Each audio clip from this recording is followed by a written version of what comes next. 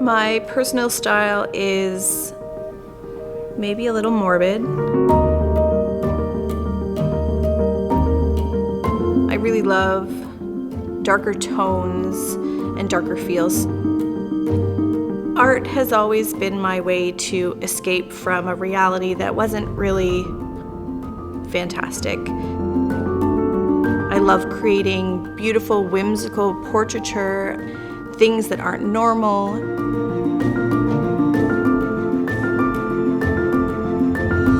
In this tutorial, you're going to learn how to really tell a story, things that you should look for in terms of a model, posing, in styling, the atmosphere that you're looking to create with your lighting, down to how I create these painted images. This isn't just about manipulating the face and manipulating the body. I want to show you how to do color grading, how I use textures and brushes to really finesse my image.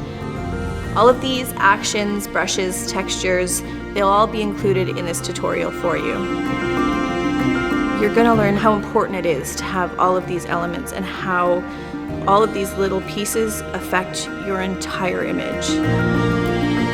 It's so learned for us to sort of follow a specific path and for us to do specific things. And I want you to be able to create a story instead of just taking a picture, because art is about creating story and storytelling.